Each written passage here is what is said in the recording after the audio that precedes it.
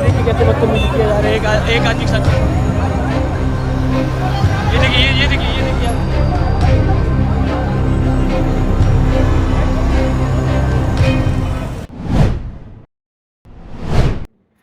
અત્યારે ઈડી માનનીય દિલ્હીના મુખ્યમંત્રી અરવિંદ કેજરીવાલજીના ઘરે જે રીતે પહોંચી છે એ પ્રમાણે તો એવું લાગી રહ્યું છે કે દિલ્હીના લોકપ્રિય મુખ્યમંત્રી અને આ દેશના કરોડો લોકોના દિલમાં જેમનું સ્થાન છે એવા અરવિંદ કેજરીવાલજીને ગિરફ્તાર કરવા માટેની ઉતાવળ અને એમનું ષડયંત્ર આખું રચાઈ રહ્યું હોય એવું લાગે છે।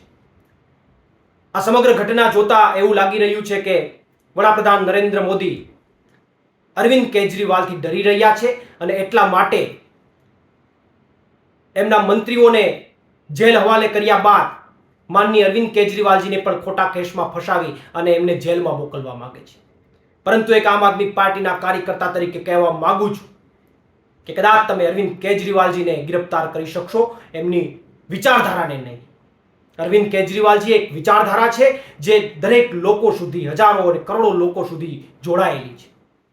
એટલે આપ જેટલો પણ અત્યાચાર કરવાનો પ્રયત્ન કરશો એટલી જ તાકાતથી આમ આદમી પાર્ટીના કાર્યકર્તાઓ આપની સામે લડશે, આપના અન્યાયની સામે લડશે અને અરવિંદ કેજરીવાલજીની વિચારધારાને એક એક લોકો સુધી, જન જન સુધી લઈ જશે। તમારે જે કે પણ અત્યાચાર કરવો હોય કરી લો, પરંતુ તમે અરવિંદ કેજરીવાલજીનો એક વાળ પણ વાંકો નહીં કરી શકો, કારણ કે જનતા એમની સાથે છે।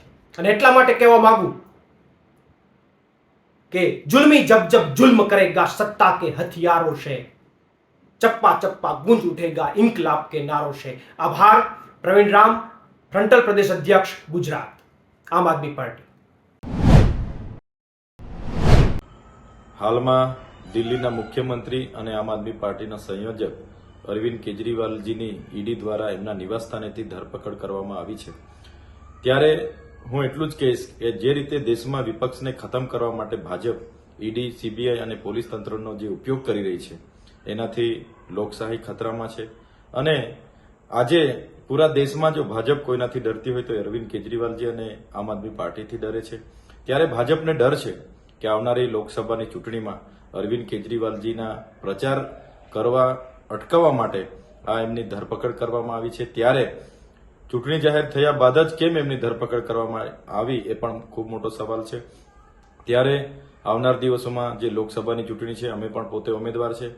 આમ આદમી પાર્ટી જે પણ ઇન્ડિયા એલાયન્સમાં એમને સીટો મળી છે એ તમામ સીટો પર ખૂબ મજબૂતાઈથી લડશે।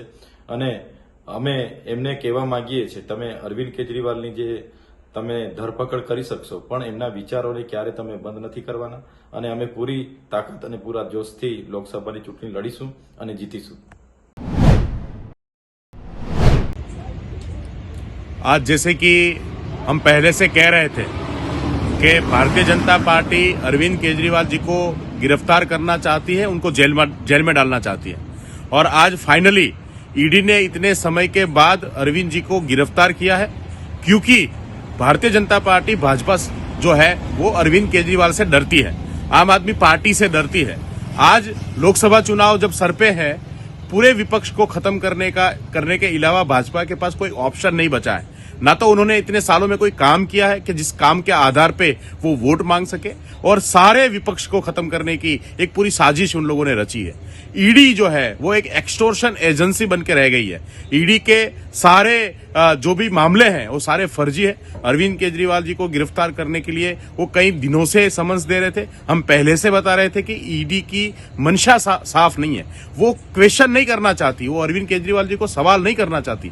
वो ईडी भाजपा के इशारे पे माननीय अरविंद केजरीवाल जी को गिरफ्तार करना चाहती है, वो जेल में रखना चाहती है, और इसीलिए आज उनकी गिरफ्तारी हुई है। और आम आदमी पार्टी और पूरे देश के अंदर इसका बहुत बड़े प्रत्याघात जो है वो भाजपा को आने वाले दिनों में सहन करने पड़ेंगे। ये पूरा खेल भाजपा का उल्टा पड़ने वाला है। ये जो भी आज भारतीय जनता पार्टी विपक्ष को खत्म करके राजनीति में अपना दमखम हासिल करना चाहती है, मैं ये पूरे दावे के साथ कहता हूं कि भाजपा का ये खेल जो है वो उल्टा पड़ने वाला है। इसके बाद आने वाले दिनों के अंदर अरविंद केजरीवाल को जो गिरफ्तार करने की कोशिश हो रही है, उसकी कोशिश की गई है, गिरफ्तार किए गए हैं। आने वाले दिनों के अंदर पूरे देश के अंदर हर घर से गली गली से केजरीवाल पैदा होने वाला है और भारतीय जनता पार्टी की उल्टी गिनती आज से शुरू हो गई है।